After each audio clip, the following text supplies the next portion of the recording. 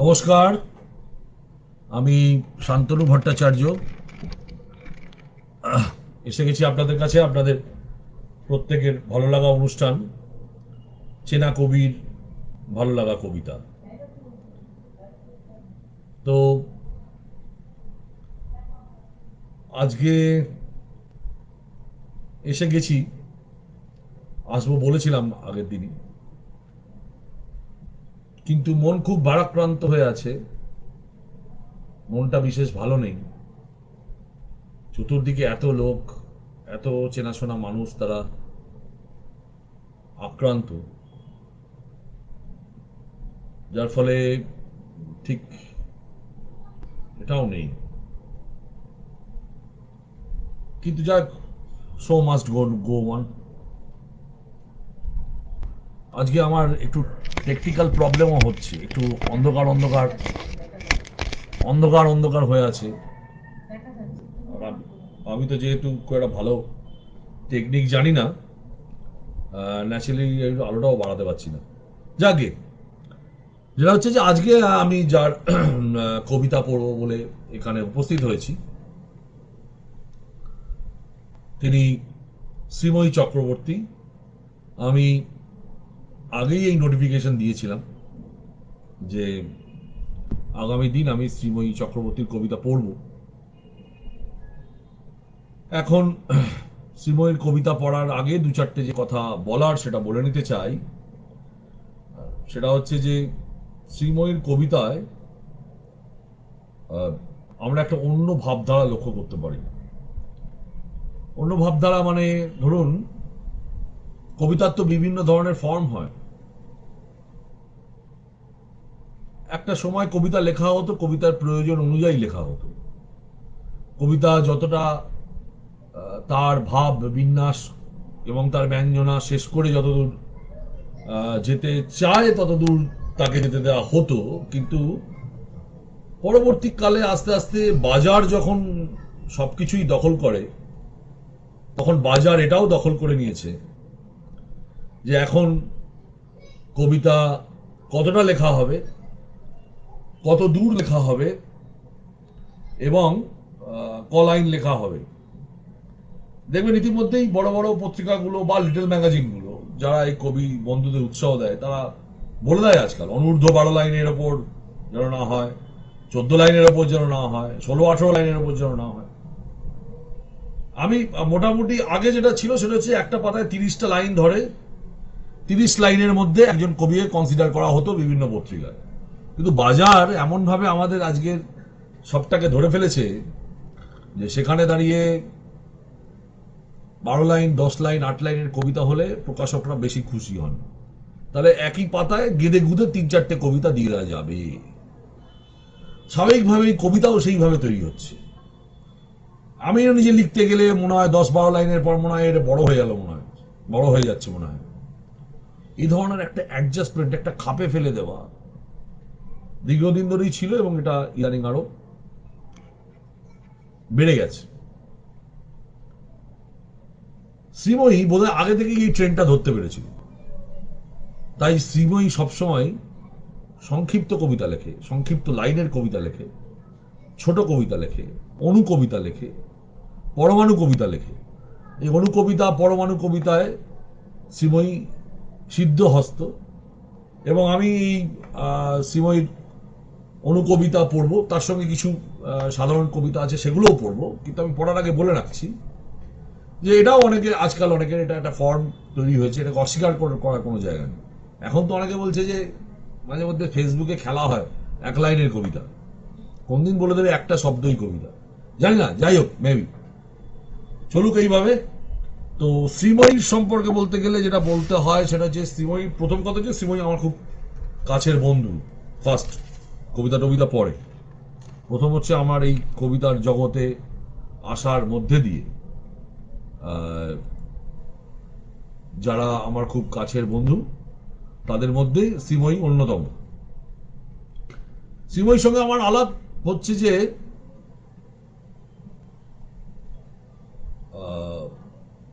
শ্রীময়ীর সঙ্গে আমার আলাপ হচ্ছে বনগুলি লাইব্রেরিতে। ইতিমধ্যে দেবদা এসছেন এবং কমেন্টস করেছেন ঘরে আলো কম করে। ঘরে আলো কম না, ঘরে অনেক আলো দিয়েছি দেবদা, কিন্তু কোনো কারণে আমার ক্যামেরাটা বা কোনো একটা কিছু সেট আপে আমার একটা প্রবলেম হচ্ছে, যেন আলোটা কিছুতেই বাড়ছে না।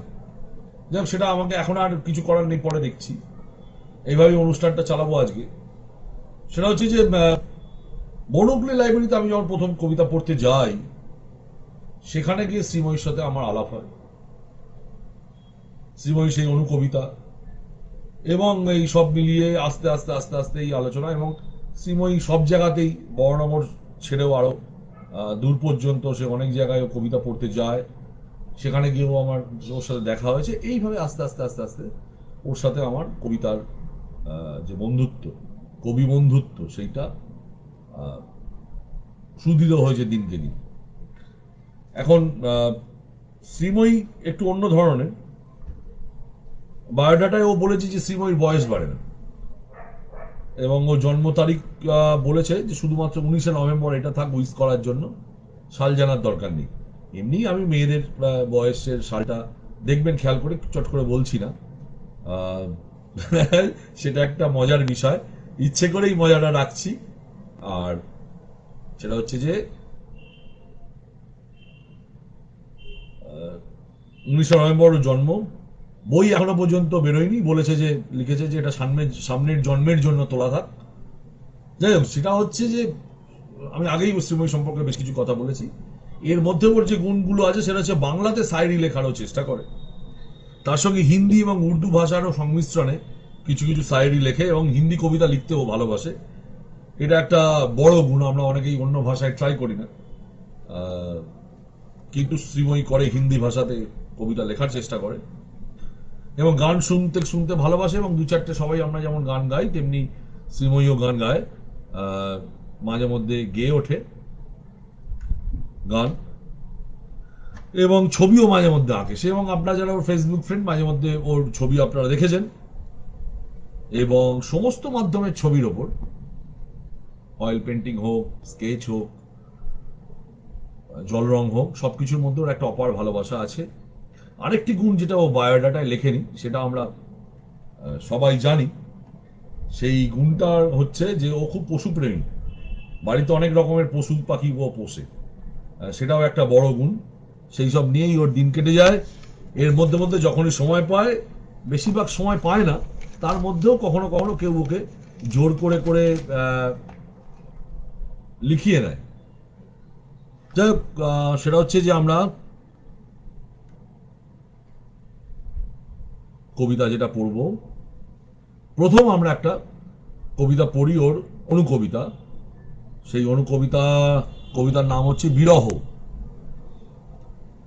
শেষ ট্রেনটা চলে গেছে, অনেক কাল হলো, মৃতপ্রায় প্ল্যাটফর্ম আজ যেন এক ভুলুণ্ঠিতা নারী। একটা বিষণ্ণতার ছবি এই চারটে লাইনে শ্রীময়ী এঁকেছে। এবং এই কবিতাটা পড়তে গেলে, শেষ ট্রেনটা চলে গেছে, অনেক কাল হলো, মৃতপ্রায় প্ল্যাটফর্ম, এইটা পড়তে পড়তেই যেন একটা দৃশ্যকল্প চোখের সামনে ভেসে ওঠে। একটা অনামী স্টেশনের কথা, অব্যস্ত স্টেশনের কথা, কোনো দূরগঞ্জের সেরকম কোনো নামি দামি জায়গাটার নাম নয়, যেখানে অনেক সময় মনে হয় আমাদের যে ট্রেনে যেতে যেতে এইসব জায়গায় নেমে পড়ি। সেই রকম একটি স্টেশন, দীর্ঘ সময় ট্রেন চলে গেছে, এবং সেই স্টেশনটা চলে যাওয়ার পর ন্যাচারালি আবার কখন ট্রেন আসবে, সকালে একটা যায় হয়তো, বিকেলে আবার একটা ফেরত ট্রেন আসে, এরকম বহু স্টেশন আমি দেখেছি। সেই রকম একটা স্টেশনের গল্প, এবং স্বাভাবিকভাবেই প্রাণহীন, আর কোনো যাত্রী নেই, যে কজন যাওয়ার তারাও চলে গেল, যারা নামার নেমে চলে গেল, হকারও নেই, কেউ নেই, কিছু গাছ, একটা পানীয় জলের জায়গা, কিছু শূন্য বসার স্থান, এই সবটাই দৃশ্যকল্পে ভেসে উঠছে কবিতাটা পড়ার সাথে সাথে। এবং এই যে প্রাণহীন একটা অবস্থা, এই প্রাণহীন অবস্থাটাকে ভুলুণ্ঠিতা নারীর সাথে তুলনা করেছে প্ল্যাটফর্মটাকে। যেমন কোনো নারী যেমন সব হারিয়ে দেখবেন সে মাটিতে লুটিয়ে পড়ে, যখন সে একটা নারী যখন ব্যাপক শোক আক্রান্ত হয়, শোকে, তখন সে মাটিতে শুয়ে পড়ে। সেই ভুলুণ্ঠিতা নারী যার থেকে যেন সমস্ত কিছু কেড়ে নেওয়া হয়েছে, এরমই একটা প্ল্যাটফর্ম কেউ কল্পনা করেছে। এবং পাশাপাশি এই প্রশ্নটা বা এই দৃশ্যকল্প বা এই বক্তব্য আমাদের মধ্যে গেঁথে দিয়ে গেল যে নারীতেই কি গমন করতে হয় সকলকে? নারী কি গমনের একটা মঞ্চ? নারী ছাড়া কি কিছু হয় না? যে প্ল্যাটফর্মের সঙ্গে তুলনা করছে, যেখানে ট্রেন এসে দাঁড়ায়, সেটা যদি জীবন হয়, জীবনের একটা প্রতীক হয় ট্রেন এসে দাঁড়ানো। এবং ট্রেন এসে দাঁড়ানোর যে, এবং সেখানে কিছু, সেখান থেকে সেই ভুলুণ্ঠিতা নারী, তাকে পেরিয়েই যে কথাটা বারবার বলা হয় না যে নারী হচ্ছে সমস্ত সাকসেসের পিছনে, সমস্ত সাফল্যের পিছনে কোনো নারীর অবদান আছে, সমস্ত সার্থকতার পিছনে। ঠিক এই কথাটারই যেন একটু ঘুরিয়ে পিছিয়ে বলা হলো যে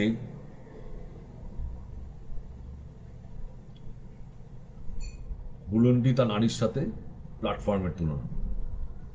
এবং প্রশ্নটা ছেড়েই গেল যে নারী এবং প্রকৃতি, তার জন্মের যে আধার, সমস্ত কিছু নিয়েই আমার খুব কম্প্যাক্ট মনে হয়েছে এই 4টে লাইন। খুব কম্প্যাক্ট কবিতা, একটি ছোট্ট কথার মধ্যে দিয়ে ও অনেক কথা, না বলা কথা বলে দিয়েছে। এবং এই 4টে লাইনকে যদি আপনি বাড়াতে থাকেন, তাহলে এটা বাড়তে থাকবে, আরো আরো আরো আরো বেড়ে যাবে। ছোট্ট দৃশ্যকল্প, কিন্তু খুব সুন্দর। আমি দ্বিতীয় যে কবিতাটা যাবো, এটা মারাত্মক দ্বিতীয় কবিতাটা। এটাও ছোট অনুকবিতা। আমি এখন আপাতত অনুকবিতার, যেহেতু অনুকবিতায় স্বচ্ছন্দ, অনুকবিতায় কিছুক্ষণ থাকবো, তারপর বড় কবিতায় শেষ দিকে যাব। একটা মারাত্মক মেসেজ, যেমন গালে থাপ্পড় দিয়েছে সকলকে। তো সেই জায়গায় সেটা হচ্ছে যে কবিতার নাম হচ্ছে মাপ। সকলেই স্কেল ফিতে নিয়ে মেপে ফেলার অপেক্ষায়, আমি লাইনটা দুবার পড়ছি, সকলেই স্কেল ফিতে নিয়ে মেপে ফেলার অপেক্ষায়, অধরা আজও শুধু নিজের কাছে নিজে। একটা গালে ঠাস করে চড় মেরে দিয়ে গেল কেউ এই কবিতার মধ্যে দিয়ে। একটা মারাত্মক মেসেজ। কে নিজেকে মাপে? অধিকাংশই মাপে না। নিজের উচ্চতাকে দেখতে চায়, বা নিজে কে কখন আয়নার সামনে দাঁড়ায় খুব সাবলীল ভাবে জিজ্ঞেস করে আয়নাকে। কেউ কখনো একান্তে কি জিজ্ঞেস করে যে মন, তুমি ভালো আছো? তুমি যা করছো, বা তুমি, তোমার শরীর যে কাজ করছে, তা কি মন সবকিছুতে সায় দিচ্ছে? বিবেক বিক্রি হয়ে যাচ্ছে না তো? আমি আয়নার সামনে দাঁড়িয়ে আমাকে পশুর মতো মনে হচ্ছে না তো? আয়নার সামনে দাঁড়িয়ে মান এবং হুঁশ নেওয়া একটা অবয়ব, সেইটা মনে হচ্ছে তো? নাকি মানুষের কলবরে আমি দৈত্য দানব? এই কবিতায় মধ্যে দিয়ে একটা দারুণ কথাও বলেছে যে আয়নার সামনে দাঁড়ানো তো সোজা নয়, ম্যাক্সিমাম মানুষ এটা দাঁড়াতে পারে না। কারণ ম্যাক্সিমাম মানুষ তার নিজের দোষ দেখে না। মানুষের সব থেকে বড় প্রবলেম, এবং আমি মনে করি যে মানুষের আইকিউ, তার বুদ্ধিমত্তা সেই মুহূর্তে সব থেকে সর্বোচ্চ জায়গায় পৌঁছয়, বুদ্ধাঙ্ক, যখন মানুষ তার নিজের ভুল বুঝতে পারে। আর তার মহত্ব সেই জায়গায়, সর্বোচ্চ জায়গায় পৌঁছয় যখন মানুষ খুব অবলীলায় নিজের ভুল স্বীকার করতে পারে। তাহলে এই যে তফাৎ, সে প্রথম কথা হচ্ছে যে আমি নিজের ভুল বুঝতে পারছি যে আমি ভুল। এই জায়গায় তার বুদ্ধাঙ্ক সব থেকে বেশি জায়গায় কাজ করে। কিন্তু ম্যাক্সিমাম মানুষের সেটা করে না। সেটাইও বলেছে যে সবাই তো সবাইকে মেপে ফেলতে চাইছো ভাই। কে কত বড় কবি হলে, কে কত বড় শিল্পী হলে, কে কত বড় ধনী হলে, নিজেকে মাপছো কি? সেটা কার আয়নায় মাপবো, কিসের আয়নায় মাপবো? কবি বলেনি। কিন্তু আমাদের ধরে নিতে হবে যে কবি সবসময় সত্য সুন্দর, শিব সত্য সুন্দর, সুন্দরমের কথা বলছে। তাই এখানে বিবেকের কথাই হচ্ছে যে সে বিবেকের কাছে কতটা দাঁড়াতে পারছে। আমি তৃতীয় প্রাণীর কবিতায়, তৃতীয় কবিতায় যাব। এই কবিতাটি আরো একটি বড় মেসেজ, প্রায় সিমিলার, কিন্তু খুব সুন্দরভাবে এই কথাটা বলেছে। সেটা হচ্ছে যে কবিতার নাম হচ্ছে দর্পচূর্ণ। কখনো একান্তে নিজেকে নিয়ে গর্ব হলে, কখনো একান্তে নিজেকে নিয়ে গর্ব হলে, সমুদ্রের সামনে গিয়ে দাঁড়াই।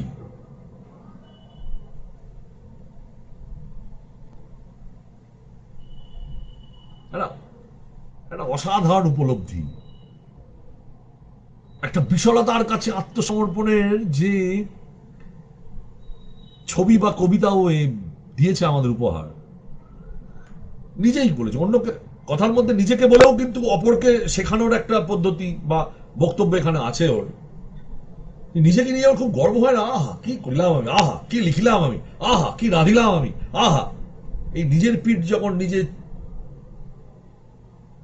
চাপড়াতে যাই, যখন নিজেকে নিয়ে খুব গর্ব হয়, আমাদের কবিদের তো মারাত্মক। কিছু মনে করবেন না, কবিরা কবিদের নিজেদের সমালোচনা একটা লাইন বলে দেখুন যে আপনার এই কবিতাটা এই জায়গাটা ঠিক, কিছুই বোঝে না তুমি, তুমি কিছুই বোঝে না, কি জানো তুমি, যা লিখে ফেলেছিস তা অমোঘ। খুব কম কবি আছেন তারা কবি। ওই যে বললাম বুদ্ধাঙ্ক সেই জায়গায় পৌঁছে যখন নিজের ভুল বুঝতে পারে, অপরের আয়নায় নিজেকে দেখা, আয়নায় নিজেকে দেখা, অপরকে দেখতে হয়। অনেক কবিদের মধ্যে ইগো কাজ করে, আমি যা লিখে দিয়েছি দ্যাট ইজ ফাইনাল, দারুণ, তাদের মুখের একটা সপেটা গান।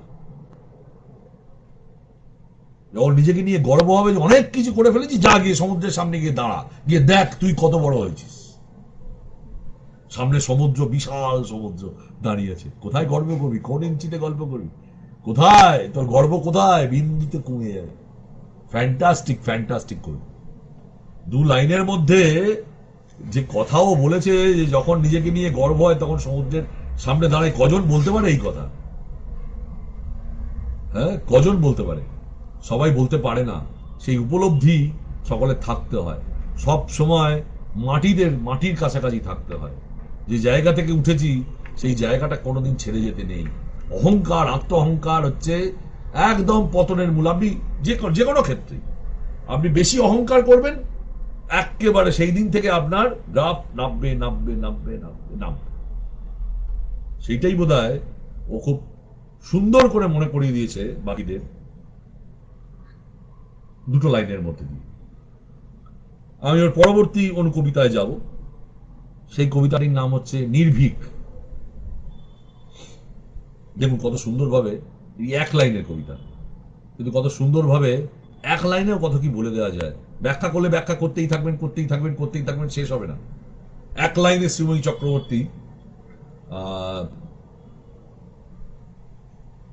চক্রবর্তী এক লাইনে এই কবিতাটা আমাদের কাছে দিয়েছে। আচ্ছা, সবাই দেখতে পাচ্ছেন? কারণ ভাস্বতীদি বলেছে আটকে গেছে। সবাই দেখতে পেলে আমাকে একটু মেসেজ করে দিন দেখতে পাচ্ছেন কিনা। সেটা হচ্ছে যে কবিতাটির নাম হচ্ছে নির্ভীক। কালো ক্যানভাসে সাদা নির্ভয়ে ছবি আঁকে। কত সুন্দরভাবে দেখুন, কালো ক্যানভাসে সাদা নির্ভয়ে ছবি আঁকে। এখানে হয়তো একটা আলোর সাদা বিন্দু বললে বা কিছু একটা বললে আরেকটু হতো। যাই হোক, কবির মনে যেটুকখানি মনে হচ্ছে সেখানেই সে এটা বলেছে। কালো ক্যানভাস, কালো, দুটো কন্ট্রাস্ট, একটা কালো একটা সাদা, দুটো বিপরীতমুখী বিষয়। ওই যে একদম এখানেও একটা সুন্দর একটা বিজ্ঞান কাজ করছে। সেই বিজ্ঞানটা কি? সেই বিজ্ঞান হচ্ছে বিপরীত মেরুতেই আকর্ষণ হয় আর সমমেরুতে বিকর্ষণ হয়। এই যে সমমেরুতে বিকর্ষণ দেখবেন, দুটো নর্থ পোল সামনে ছিটকে যাবে দুজনের কাছ থেকে, কিন্তু সাউথ পোল আর নর্থ পোলে একে অপরের সঙ্গে সম্পৃক্ত হবে। এটাই মজা। এইটাকে ধরে যদি এই কথা বলা যায় যে সাদা সে মনে করছে যে কালো আছে বলেই আমার অস্তিত্ব আছে, আবার কালো মনে করছে যে ওই ছোট্ট বিন্দুটা আমার এখানে আমার বুকের উপর দিয়ে যাই ঘোরাফেরা করুক, যাই প্রতিকৃতি আঁকুক, ও আছে বলেই লোকে কালো রংটা আমায় দেখতে পাচ্ছে। সাদাটা আছে বলে, সাদা আছে বলে কালো আছে, কালো আছে বলে সাদা আছে, ভালো আছে মানে মন্দ আছে, মন্দ আছে মানে ভালো আছে, সুখ আছে মানে অসুখ আছে, দুঃখ আছে মানে আনন্দ আছে। কতভাবে বাড়াবেন? বাড়তেই থাকবে, বাড়তেই থাকবে, বাড়তেই থাকবে। বন্ধুরা একটু কমেন্টস করুন কেউ যে হ্যাঁ ঠিক আছে, দেখা যাচ্ছে, ওকে। তো সেটাই বলছি যে একটা লাইনের মধ্যে দিয়ে দেখুন ও কিভাবে এটাকে আপনি বাড়িয়েই যেতে পারবেন, কারণ দুটো অপোজিট দিক থেকে এটাকে যদি দেখেন, দিন আছে বলেই তো রাত আছে, রাত আছে বলেই দিন আছে। তা না হলে কিন্তু সবটাই যদি রাত হতো তাহলে রাতের মর্মার্থ থাকতো না, সবটাই যদি দিন হতো তাহলে রাতের মর্মার্থ থাকতো না।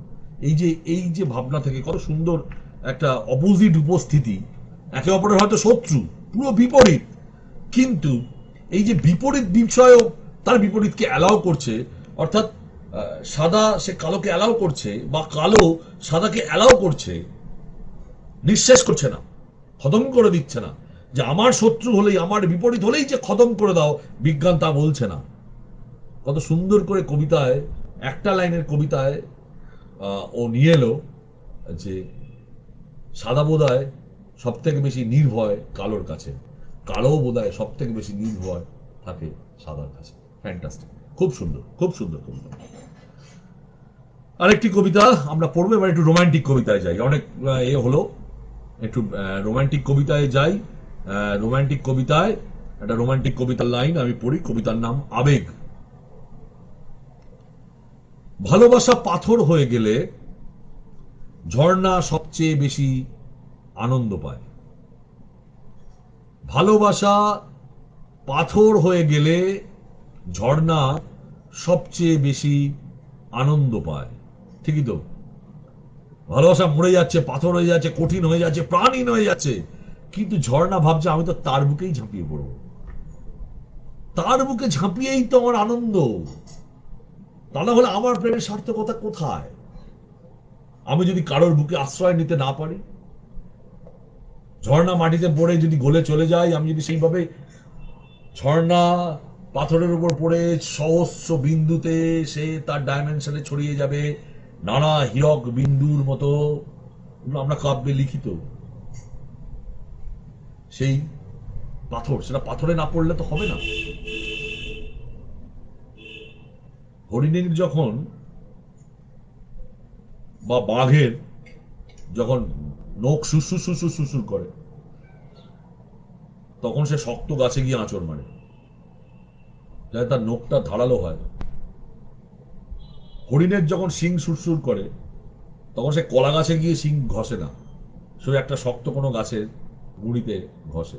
বাচ্চারা যখন দাঁত ওঠে, তখন তারা নরম কিছু চিবোয় না, শক্ত জিনিস চিবোয়।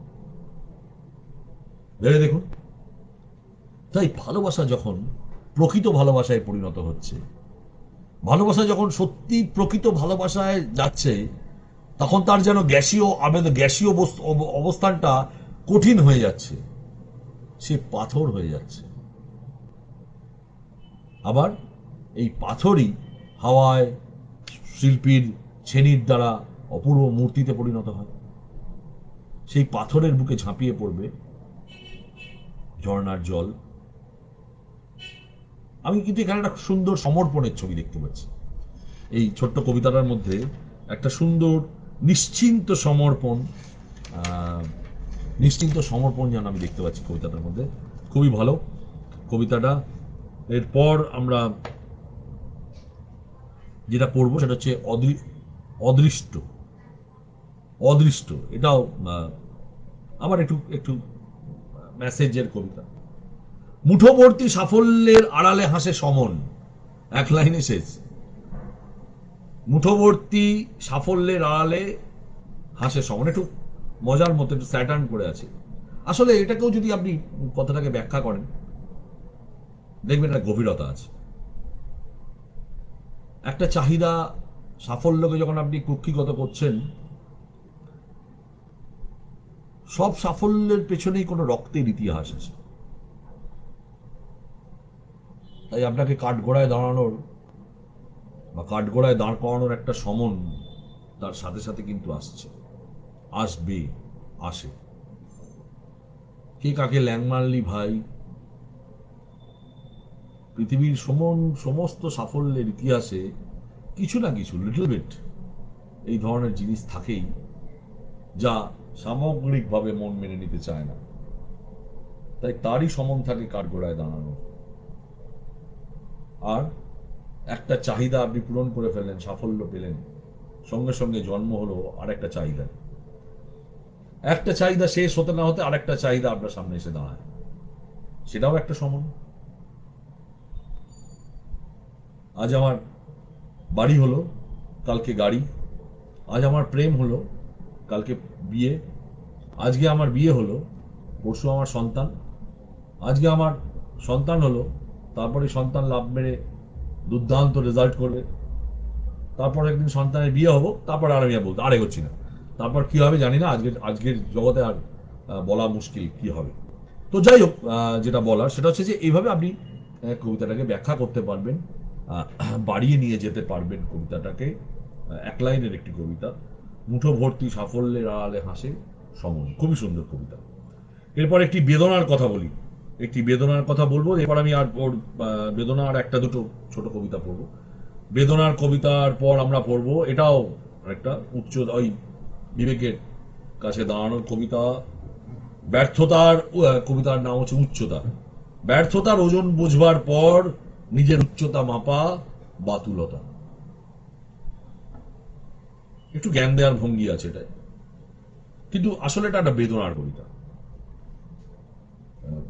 ব্যর্থ যদি হয়ে যায় জীবনে, তখন আর নিজেকে উচ্চ, মানে এইভাবেও বলতে চেয়েছে যে যদি ব্যর্থই হই জীবনে, যদি সফলই না হলাম, তাহলে আর এই উচ্চতা মেপে কি হবে? কিসের উচ্চতা?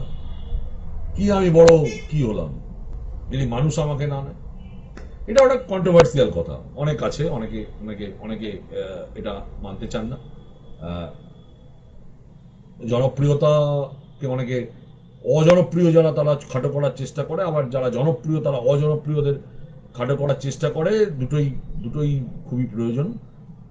আর সেটা কাল বলবে কে জনপ্রিয় হবে, কে থাকবে আর কে থাকবে না।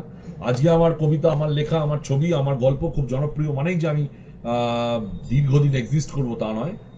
আবার এটাও নয় যে আমার কবিতা আজকের দিনে মানে জনপ্রিয় নয় বলে তা একদিন না একদিন সত্যিই এক্সিস্ট করবে। নাও করতে পারে, করতেও পারে, সম্ভাবনা আছে, কিন্তু আবার নাও করতে পারে। আজও জনপ্রিয় নয়, কোনোদিনই জনপ্রিয় নয়, হতে পারে, সেটাও হতে পারে। আপনি জনপ্রিয় নন মনে যে আপনি বিশাল কিছু, বা আপনি জনপ্রিয় বলে যে বিশাল কিছু তা নয়। কিন্তু সফলতা আমরা যেভাবে মাপি, কিন্তু সফলতা তো আজকের দিনে, আজকের সমাজে সফলতা তো মাপা হয় অর্থ দিয়ে। যার অর্থ আছে সেই সফল, যার অর্থ নেই তার জ্ঞান গুণ, হয়তো একটা স্যাটার্ন ভঙ্গিতেও বলতে চাই যে আমি তো জীবনে অনেক রোজগার করতে পারিনি, আমি তো জীবনে অনেক পয়সা কামাতে পারিনি, তাহলে আমাকে আমার গুণ নিয়ে আর আলোচনা করে লাভ। একটা ব্যথা, একটা বেদনা আমাদের এই পঙ্কিল সমাজে, যেখানে গুণের দাম দেয়া হয় না। সেই সমাজকে কাঠগড়ায় দাঁড় করিয়ে শ্রীময়ী এই কবিতাটি লিখল। এবং কবিতাটি অত্যন্ত সুন্দর কবিতা। নিজেকে নিয়েই বলা কবিতাটা, আসলে ওই নিজে নিজে খেতে গেলে অপরকে দেখাতে বা অপরকে খেতে গেলে নিজে যা হয় আর কি, সেরকম ভাবে এই কবিতাটি সেইভাবে এলো। আমি আরেকটি কবিতা, আর দুটি কবিতা পড়ি। একটা হচ্ছে অতিক্রম 2। এটা খুব জটিল মনস্তত্ত্বের কবিতা, দুটো চারটে লাইনে শ্রীময়ী বলেছে, অতিক্রম 2। আমার মন ছুতে চেয়েছিলে তুমি, হাত ধরতে কতটা ভাঙতে পারবো নিজেকে। আমার মন ছুতে চেয়েছিলে তুমি, হাত ধরতে কতটা ভাঙতে পারবো নিজেকে। অর্থাৎ তুমি আমার মনের কাছে আসতে চাও, কিন্তু আমি কি অতটা নোয়াতে পারবো, নামতে পারবো? আমি কি ডিক্লাসড হতে পারবো? কতটা আমার ইগো ভাঙতে পারবো তোমার হাতটা ধরার জন্য?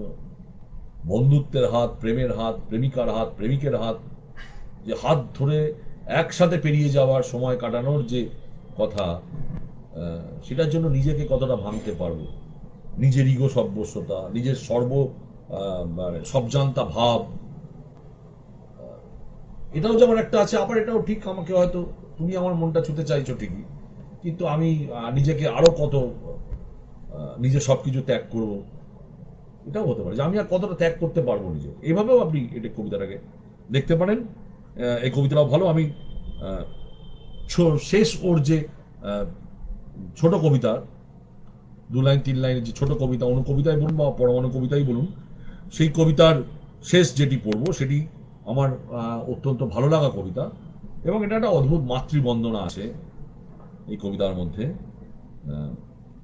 এবং এই যে শ্রীময়ীর একটা কবিতা পড়তে গিয়ে আমি বুঝছেন তো যে ছোট কবিতার মধ্যে একটা দর্শন আছে, একটা কিছু বলার চেষ্টা করছে।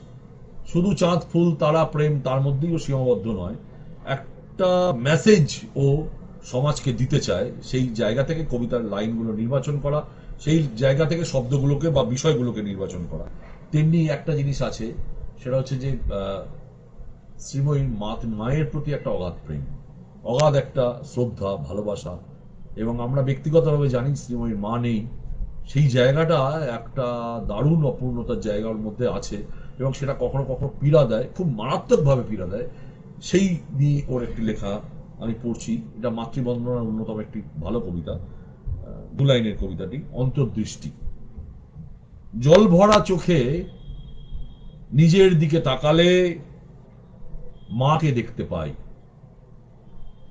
জল ভরা চোখে নিজের দিকে তাকালে মাকে দেখতে পাই।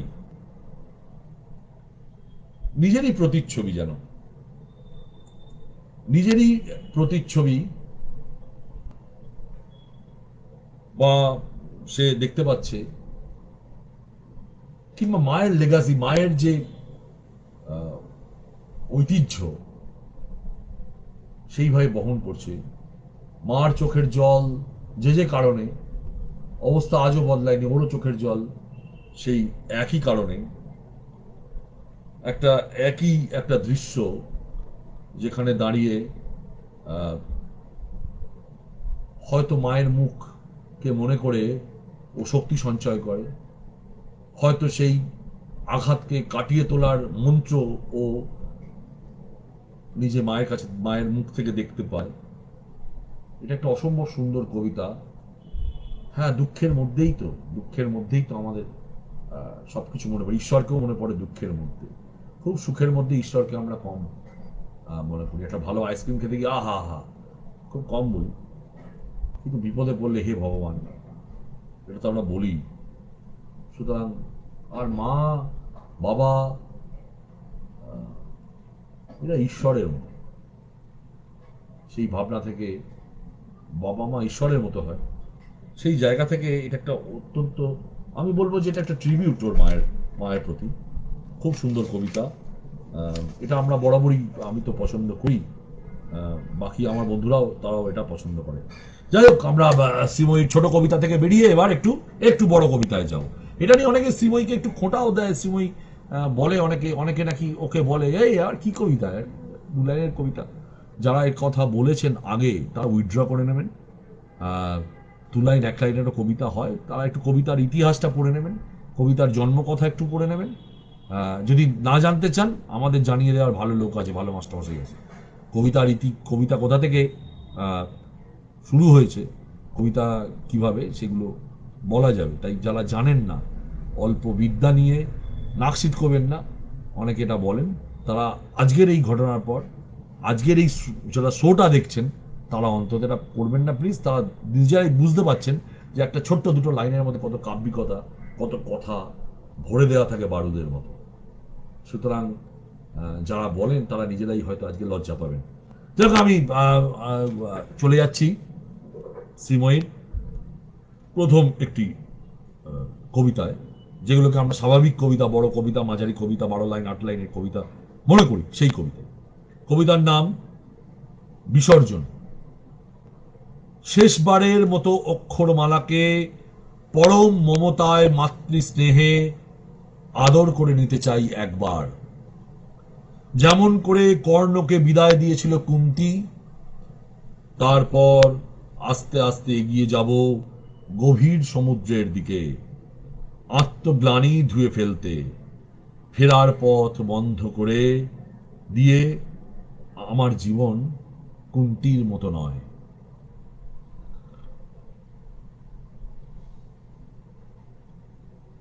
এক আত্মহননের কবিতা।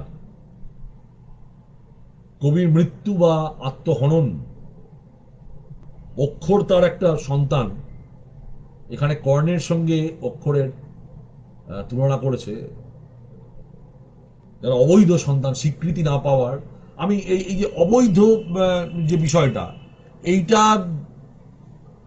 সমাজ তো বলে অবৈধ বৈধ, আমি এই যে স্বীকৃতি পাওয়াটা ধরি, যে আমার যে কবিতা, আমার যে সৃষ্টি, আমি যে অক্ষরমালা রেখে যাচ্ছি, তা কি স্বীকৃতি পাচ্ছে? তা হয়তো সকলের কাছে স্বীকৃতি পাচ্ছে না, তাই ওটা যুধিষ্ঠির হচ্ছে না, তাই ওটা অর্জুন ভীম হচ্ছে না, তাই ওটা কর্ণ হয়ে যাচ্ছে। খুব সুন্দর একটা জায়গা থেকে ও ভেবেছে। এই যে আমাদের অনেক কবিতা, অনেক কবি আমরা স্বীকৃতি পাই না। একটু আগে যে আমি স্বীকৃতি নিয়ে কথা বলছিলাম, জনপ্রিয়তা, সাফল্য নিয়ে কথা বলছিলাম, ঠিক তারই রিলেটেড কথাটা। এবং সেখানেও বলছে যে আমি ফিরে আসতে পারবো না কুন্তির মতো নির্লজ্জ হয়ে। কর্ণকে ভাসিয়ে দেওয়ার সাথে সাথে আমি ভেসে যাব, আমার আমার কবিতা, আমার সৃষ্টি ভেসে যাওয়া মানে আমার কোনো অস্তিত্ব থাকলো না। আমার কবিতা ভেসে যাওয়া তা আমার অস্তিত্বের সঙ্গে সম্পৃক্ত, তাই ওরা চলে যাওয়া মানে আমিও চলে যাওয়া। আমি কুন্তির মতো হতে পারবো না, নিজের জ্যেষ্ঠ পুত্রকে ভাসিয়ে দিয়ে তারপরে আবার 3টে সন্তানের জন্ম দিয়ে হাসি মুখে রাজ্যপাট আমার দ্বারা হবে না।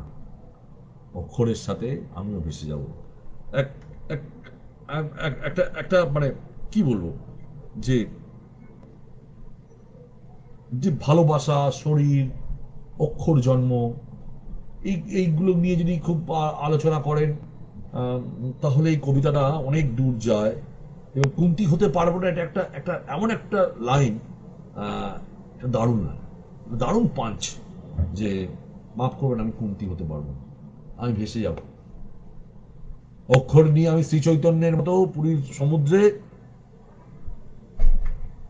মহাপ্রভু যেমন ভেসে গেছিলেন হা কৃষ্ণ হা কৃষ্ণ হা কৃষ্ণ করতে করতে, ঠিক তেমনি ভাবে আমিও আমার অক্ষর নিয়ে, আমার আমার সন্তানদের নিয়ে, আমার সন্তানরাও শেষ, আমিও শেষ, আমার অস্তিত্ব শেষ।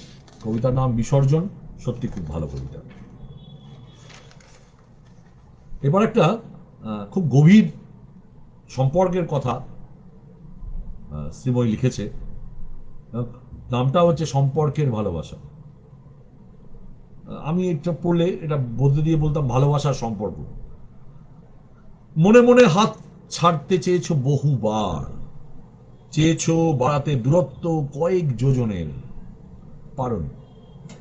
ফিরে ফিরে এসেছো একবার, দুবার, বারবার, প্রতিবারই নিঃশব্দে নতুন করে বলেছো আমি আছি। কি সুন্দর রোমান্টিক কবিতা। আমরা তো অনেক সময় বলি দূর আর ভাল লাগছে না, এবার তুমি তোমার পথ দেখো, আমি আমার পথ দেখো। আমি তো প্রায়ই মাঝে মধ্যেই বলি, আমার গিন্নির সাথে আমার মাঝে মধ্যে এই নিয়ে একটু টক ঝাল মিষ্টি মাঝে মধ্যেই হয়।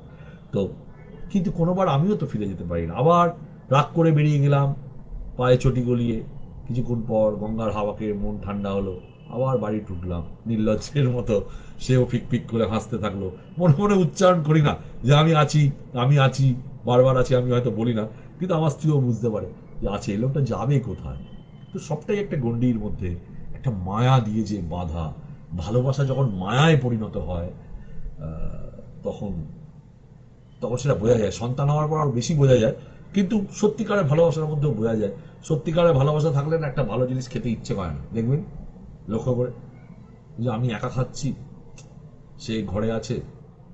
আমার তো খুবই এটা মনে হয়, সন্তান হওয়ার পর তো এটা মারাত্মক ভয় মনে হয়, কোনো জিনিস ভালো জিনিস গলা দিয়ে নামে না। তো যাই হোক, সেই জায়গা থেকে বলছি যে এটা একটা সুন্দর সমাজ বা সম্পর্কের একটা চিরন্তন বন্ধন এবং দৃঢ় প্রত্যয়ের কথা। আমি আছি, আমি আছি, বারবার নিঃশব্দে, কোনো সময় শব্দে বলিনি, নিঃশব্দে বুঝিয়ে দিয়েছি যে আমি আছি। কে বলে শ্রীময়ী কবিতা লিখতে পারে না? বড় কবিতা নাকি হয় না? যারা বলেন তারা উইথড্র করে নেবেন।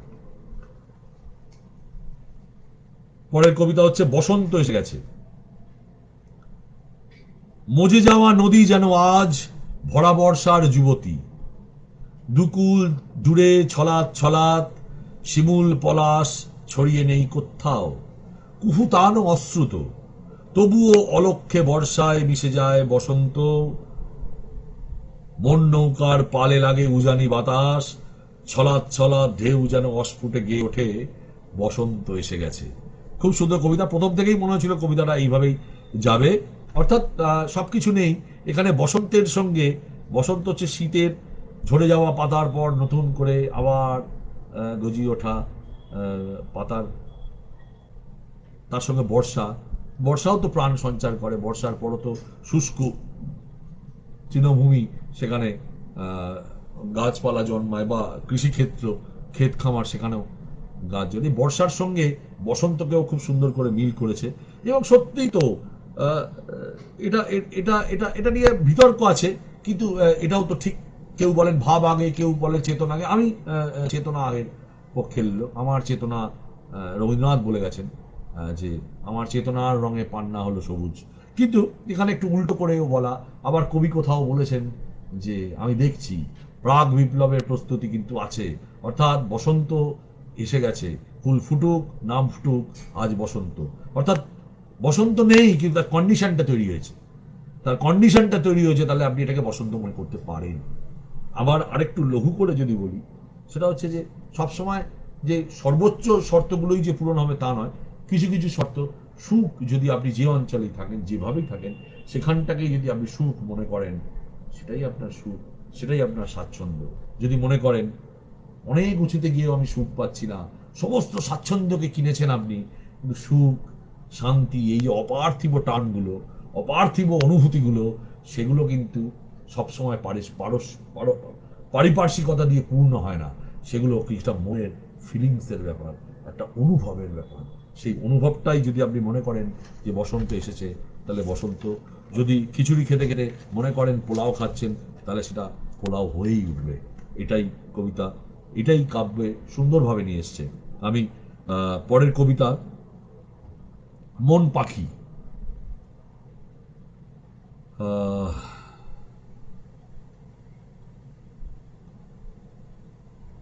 নীল রঙের আকাশে মাঝে মাঝে বাসা বাঁধে ধূসর উদাসীনতা, উপেক্ষা করার সাহস হয় না। পাখিদেরও তখন বড় অচেনা লাগে চেনা আকাশ। সাদা কালোর মিশ্রণে বিক্ষিপ্ত মন অসহায়ের মতো ডানা ঝাপটায়, আলোর সন্ধানে উড়তে থাকে, উড়তেই থাকে। অন্ধকার সব পাখিদের জন্য নয়। এক্সেলেন্ট, দারুণ। এই যে শেষ লাইনটা, অন্ধকার সব পাখিদের জন্য নয়, এটাই তো কবিতা হয়ে গেছে, একটা গভীর আত্মোপলব্ধির কবিতা। যে আমার ঠিক তো অনেক সময় আমার আমার চেনা পরিমণ্ডলটা বদলে যায়, আমার চেনা আকাশটা, আমার চেনার চলার পথটা, আমার বাড়ির গলিটা, আমার সংসারটা, আমার খাটটা, আমার বিছানাটা, আমার ঘরটা এক এক সময় অচেনা মনে হয়। আমার অনেক সময় অচেনা মনে হয় আমার প্রেয়সীর মুখ, আমার স্ত্রীর মুখ, আমার সন্তানের মুখ অনেক সময় আমার অচেনা মনে হয়।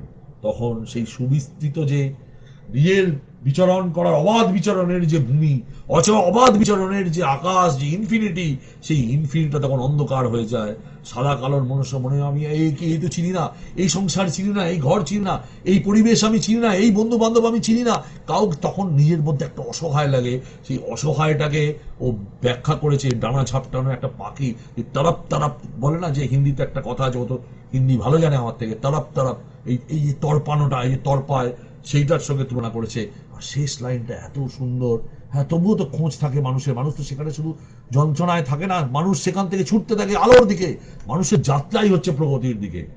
আমি আগের দিনও কবিতা পড়তে গিয়ে বলেছিলাম যে মানুষের জীবনের জয়যাত্রা, মানুষের জীবনের যাত্রাটা হচ্ছে জয়যাত্রা। সে বার নানা আবিষ্কারের মধ্যে দিয়ে, নানা ইনোভেশনের মধ্যে দিয়ে সে সারা পৃথিবীটাকে, যতগুলো সব প্রকৃতির সবকিছু পারেনি, কিন্তু যতটা পেরে, যতটা সে তার নিজের মতো করে ব্যবহার করেছে, তাই সেটাই তার কাছে আলো, জ্ঞান বিজ্ঞানের আলো। অনেক কুসংস্কার, অনেক পিছুটান, অনেক কিছু আটকে রাখার চক্রান্ত যুগে যুগে হয়েছে সারা পৃথিবী জুড়ে, কিন্তু কোপার্নিকাস, গ্যালিলিও, তারা যে আলো দিয়ে গেছেন, এডওয়ার্ড জেনার যে আলো দিয়ে গেছেন, লুই পাস্তুর যে আলো দিয়ে গেছেন, রবীন্দ্রনাথ যে আলো দিয়ে গেছেন, বিবেকানন্দ যে আলো দিয়ে গেছেন, সে আলো মানুষকে গ্রহণ করতেই হয়েছে। তাই সেই উদ্দেশ্যে মানুষ দৌড়েছে। আর সবার তো নাক হয় না, নাক তো জন্মায় না। একটা কথা আছে, স্ট্রাগল ফর এক্সিস্টেন্স। এখানেও কবি কিন্তু এটাকে চ্যালেঞ্জ করছেন। সবকিছু স্ট্রাগল ফর এক্সিস্টেন্স যদি আমি করি, তাহলে এই অন্ধকারে আমি কিন্তু পিশাচ হব। এই অন্ধকারে কিন্তু আমার হাত দিয়ে আমার দাঁত গজাবে, আমার নাক, আমার আমার আমার আমার আমি আমি নিশাচর হব, আমার নখ গজাবে, আমি শিকারী হব। সব পাখি শিকারী হতে পারে না, সব মানুষ শিকারী হতে পারে না, সব মানুষ শিকারী হতে পারে না, সেই অন্ধকার ঘেটে ঘুটে খেতে পারে না বলেই তারা আলোর দিকে যায়, আলোর দিকে মানুষের যাত্রা চলতে থাকে। অসম্ভব সুন্দর কবিতা। শেষ লাইনটা একটা দারুণ দারুণ সুন্দর। এই অনেক মানুষ তো অনেক সুযোগে ওই নিশাচর অন্ধকারে দিনের বেলা শিকার করে না, অন্ধকারে যখন পাখি ঘুমিয়ে থাকে, অন্ধকারে যখন অন্যান্য প্রাণীরা চোখে দেখতে পায় না, সেই অন্ধকারের সুযোগ নিয়ে সেই অশ্বত্থামার গল্প, অন্ধকারের সুযোগ নিয়ে কুরু এবং পাণ্ডবদের সন্তানদের হত্যা করেছিল। সবাই অশ্বত্থামা হতে পারে না। তাই আলোর সন্ধানেই মানুষের যাত্রা চলতে থাকে, চলতে থাকে, চলতে থাকে।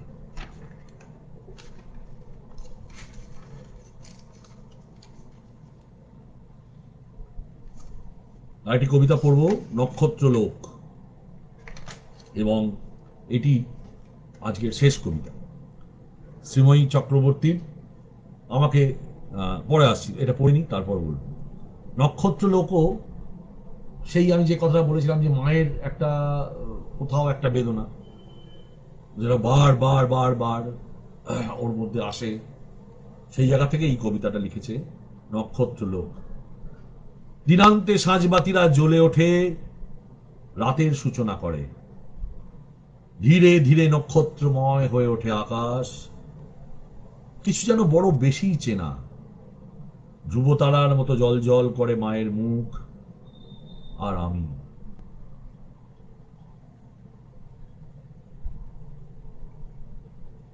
এত সুখ, এত স্বাচ্ছন্দ্য, তার মাঝেও মা পথ দেখায়, মায়ের শিক্ষা পথ দেখায়। যে শিক্ষা মা দিয়েছে সেই শিক্ষায় পথ, সেই শিক্ষার হাত ধরে কবি এগিয়ে যেতে চায় অনন্ত আকাশে। অনেক হাতছানি, অনেক হাতছানি আছে, অনেক প্রলোভন আছে, অনেক তারারা আছে, অনেক নক্ষত্র আছে, অনেক কৃষ্ণ গহ্বরও আছে, কিন্তু মা ধ্রুব তারার মতো পথ দেখাচ্ছে। অসম্ভব সুন্দর একটি কবিতা। মায়েরাই পথ দেখায়, বাবারাই পথ দেখায়, তাদের যে রক্ত শিরায় শিরায় বয়, সেখান থেকেই আমাদের জীবনকে দেখাটা প্রথম শুরু হয়। সেই জীবনকে দেখাটাই আসল। আমি জীবনকে কিভাবে দেখছি, সেই শিক্ষাটা আমাদের সেই ছোট্টবেলা থেকে হয় মায়েদের হাত ধরে। তাই মায়েদের জীবন, মায়েদের ভূমিকাটা মানুষের জীবনে একটা বিকল্পহীন জায়গা, যার কোনো বিকল্প নেই। মাতৃদুগ্ধের যেমন কোনো বিকল্প নেই, মায়ের প্রেজেন্সেরও কোনো বিকল্প নেই। তারা অভাগা, সত্যিই অভাগা, যারা খুব ছোট বয়সে মাকে হারায়। মানুষ হয়তো হয় তারা, কিন্তু বিশাল অভাব তাদের থেকে যায় সারা জীবন। একটা দুঃখের দৃশ্যকল্প এবং মায়ের প্রতি শ্রদ্ধা দিয়ে এখানে কবিতাটা শেষ করেছে। আমি একটা কথাই বলবো, আমাকে শ্রীময়ী বলেছিল যে আমার নামের আগে কবি কথাটা বসাবে না, যখন নোটিফিকেশন যাবে। আমি এতক্ষণ পর্যন্ত এটাকে ধরে রেখেছিলাম। সবাই কবি নয়, কেউ কেউ কবি, এটা ঠিক ঠিক, এক অর্থে ঠিক, সবাই কবি নয়। কবিতা লিখলেই আমরা কবি হয়ে যাচ্ছি না। কবি হওয়া এটা অর্জন করতে হয়, সেই অর্জন আমরা হয়তো সবাই করতে পারিনি। তাই সেই স্ট্যান্ডার্ডে হাউস অফ লর্ডস এর কবি হয়তো আমরা নই, কিন্তু আমরা যারা কবিতা লিখছি তাদের সকলের হাউস অফ কমন্স এর কবিতা, এটা আমরা বলতেই পারি। সেই জন্য আমি সকলের নামের আগেই কবি লিখি। আমি আশা করব যারা শ্রীময়ীকে, শ্রীময়ী কবিতা নিয়ে নানা কথা বলতেন, বা শ্রীময়ী নিজের মধ্যে মনের ভেতরেই একটা একটা আছে, এই অনেকে বলেছেন বলে যে ও কবি কি কবি না, নিশ্চয়ই এই অনুষ্ঠানের পর এই উপাধিটা ওর প্রাপ্য দেয়া যায়।